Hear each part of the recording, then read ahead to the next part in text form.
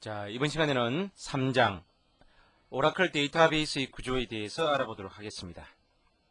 자, 우선 오라클 데이터베이스의 구조는 튜닝을 하기 위해서 반드시 아셔야 될 내용입니다. 오라클 데이터베이스의 구조를 명확하게 이해하지 못한다면 튜닝을 잘할 수도 없습니다. 굉장히 중요한 내용을 지금부터 배워보도록 하겠습니다.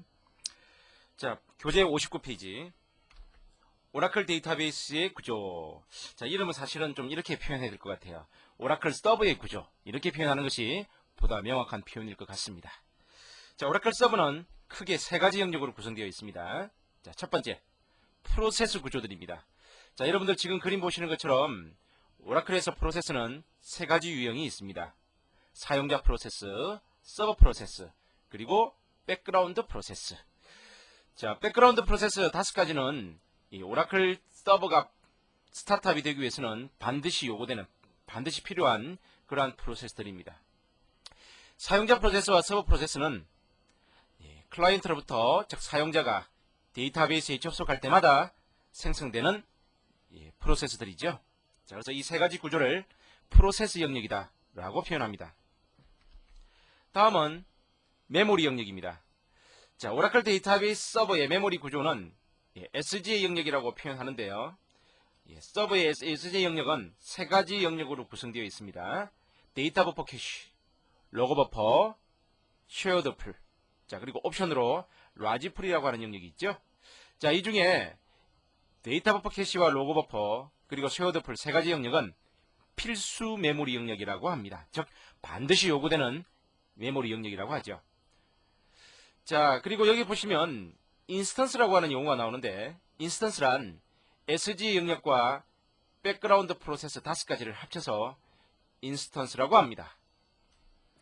다음은 파일즈라고 하는 영역입니다. 자, 오라클 서버의 구조 중에 데이터 파일, 컨트롤 파일, 리드로그 파일, 아카이브 파일, 파라메터 파일, 패스워드 파일, 이러한 유형의 파일들을 파일들이라고 하는데, 이러한 파일들 구조는 반드시 서버가 존재하기 위해서는 필수적으로 요구되는 구조들이죠.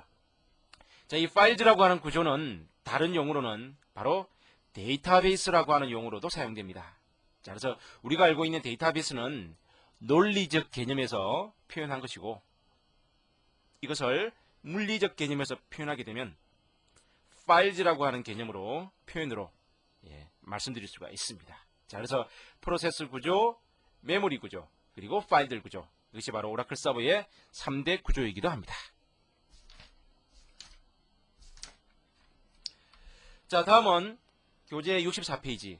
조금 전에 말씀드렸던 오라클 서버의 구조를 셀렉터문을 처리하는 과정을 통해서 좀 더 자세히 알아보도록 하겠습니다. 자, 조금 전에 이 세 가지 구조에 대한 개념을 말씀드렸지만 아직 그 각각의 구조가 어떤 역할을 하게 되는지를 아직 이해를 못 하셨을 겁니다. 물론 이 튜닝 과정에 공부를 참여하시는 분들은 이미 오라클 서버에 대한 기본 구조를 잘 공부하신 분도 계시겠지만 처음으로 이 구조를 지금 접하시는 분도 계실 것입니다. 아무튼 우리가 앞으로 배우게 될 SQL 튜닝과 서버 튜닝에 대한 명확한 이해를 하시려면 오라클 서버에 대한 구조는 반드시 필수적으로 아셔야 될 내용이죠. 자, 이제 셀렉트문의 처리 과정을 통해서 방금 말씀드렸던 각각의 구조가 어떤 역할을 하는지 알아보도록 하겠습니다. 자, 우선 그림을 보도록 하죠. 현재 여러분들 보시는 것처럼 오라클 데이터베이스가 사용 가능한 상태라고 합니다. 자, 그리고 이 그림에서 보시는 것처럼 EMP라고 하는 테이블이 현재 데이터베이스에 만들어져 있군요. 자, 여러분들 테이블 만드는 문법 한번 정리해 볼까요? 자, 우리 테이블 만들 때 이런 문법을 사용하죠. create table EMP, 그리고 어떤 컬럼과 데이터 타입들을 쭉 열거하신 다음에 마지막으로 테이블 스페이스, 예를 들어서 인사.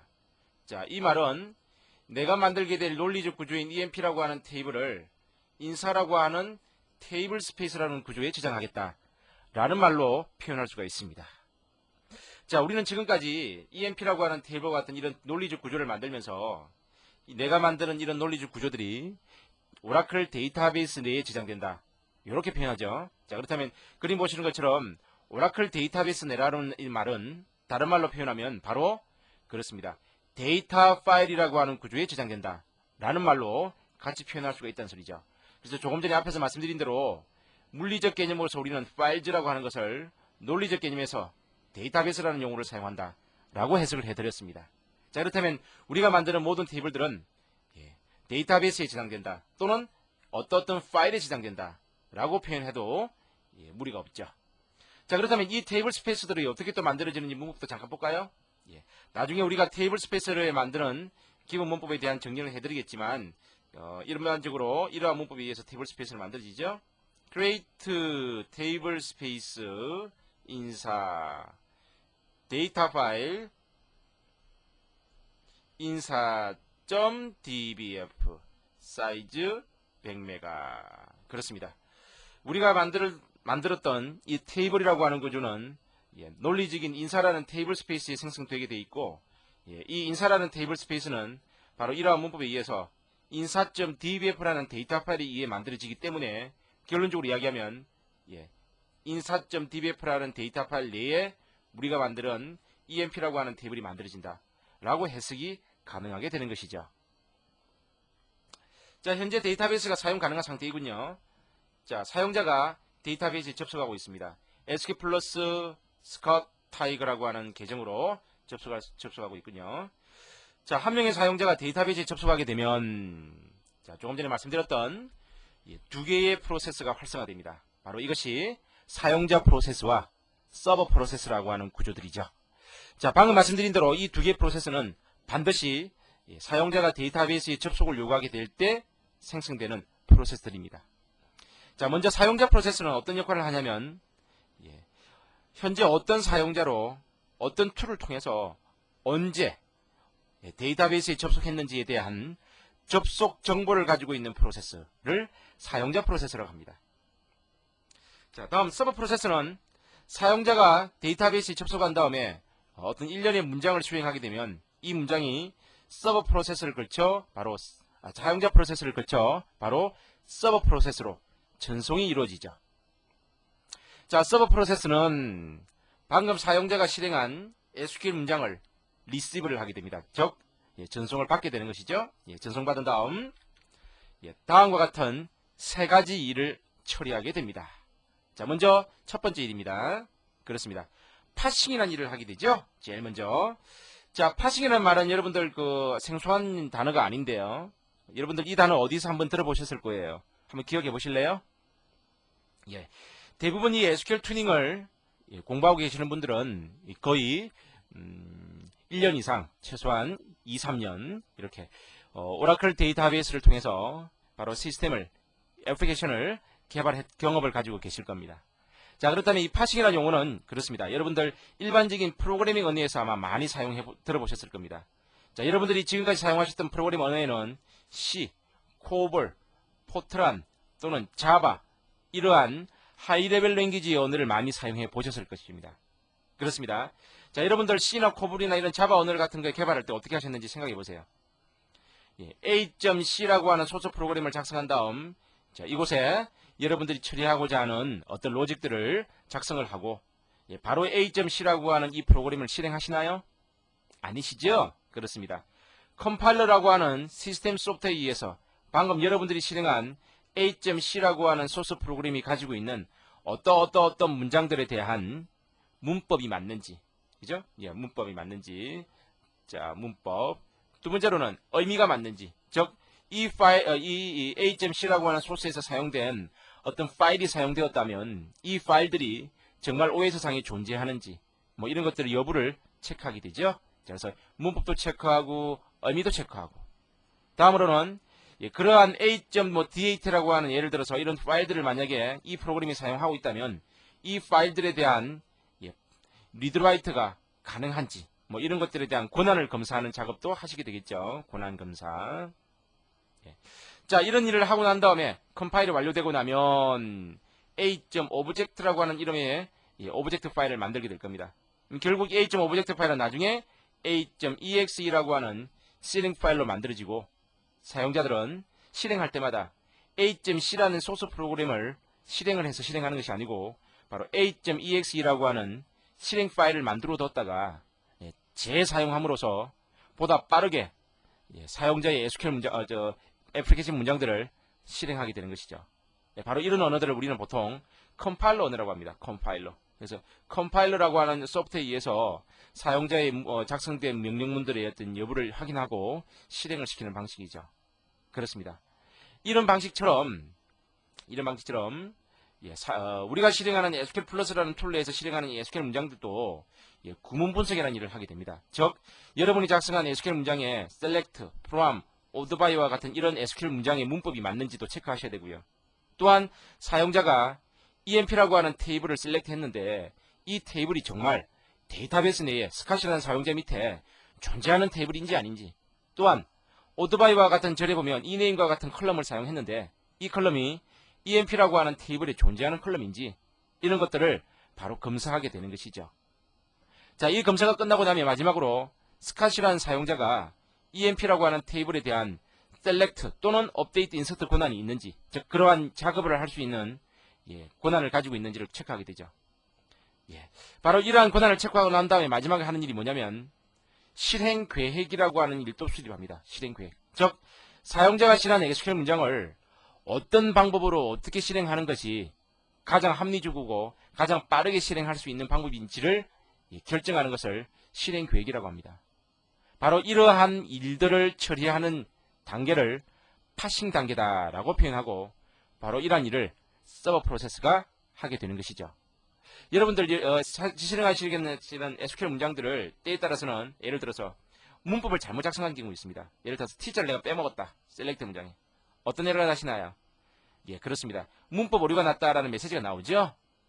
바로 그 메시지를 서버 프로세스가 여러분들에게 왜 에러 났다라고 하는 정보를 전송하게 되는 것입니다.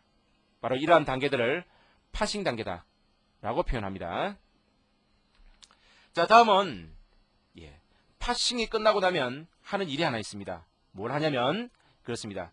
shared pool이라고 하는 메모리 공간들 중에 라이브러리 캐시라고 하는 메모리 공간이 있는데, 이 공간에다가 그렇습니다. 방금 실행한 사용자의 SQL 문장에 대한 파싱 결과를 이렇게 로드하게 됩니다. 자, 이 개념은 어떤 개념이냐면 조금 전에 제가 C나 코볼, 포트란과 같은 이런 하이레벨 랭귀지에 대한 예를 들어 드렸는데요. 자, 여러분들 이 언어는 하이레벨 랭귀지뿐만 아니라 이전에는 어떤 언어를 사용했냐면 인터프리터 언어라는 것도 사용했습니다. 인터프리터 언어. 지금은 대부분이 컴파일러 언어를 통해서 반복적으로 실행해야 될 로직들은 사용자가 애플리케이션을 만든 다음에 이 애플리케이션에 의해서 프로그램들을 실행했었죠. 하지만 그 이전 단계에서는 인터프리터 언어라는 걸 주로 많이 사용했습니다. 인터프리터 언어 들어보셨죠? 그렇습니다.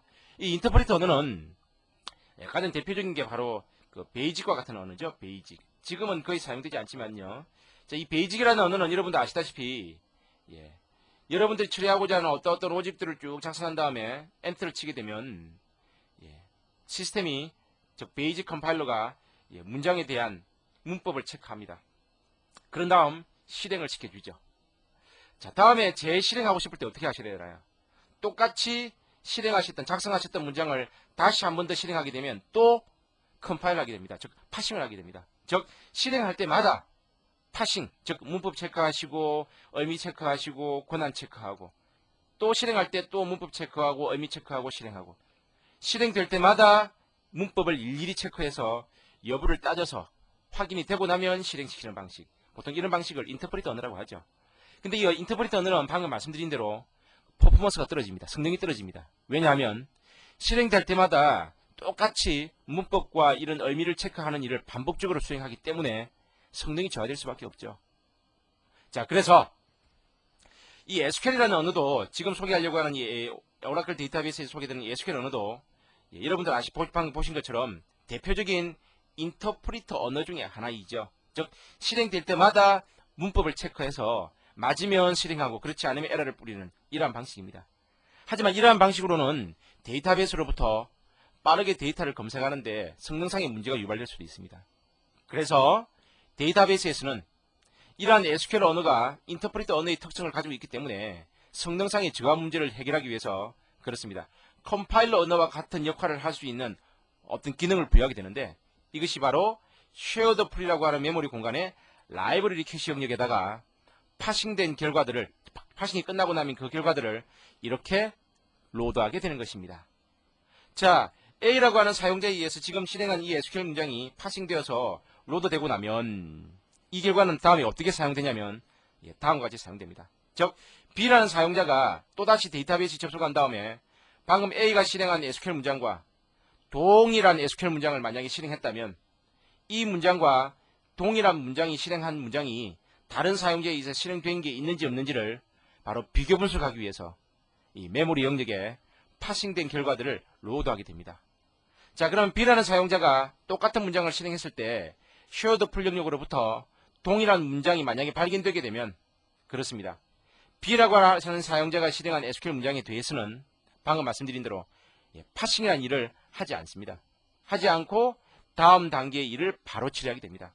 이 말은 A라는 사용자에 의해서 동일한 문장이 이미 검증됐다는 소리죠. 즉, 문법과 의미와 이런 그 사용자에 대한 어떤 실행 계획에 대한 결과들이 처리가 되었기 때문에 똑같은 문장에 대해서 또 실행하게 될 때 반복적인 작업을 하지 않게 하기 위해서 바로 실행 결과를, 파싱 결과를 이렇게 메모리 영역에 로드해 놓게 되는 것입니다.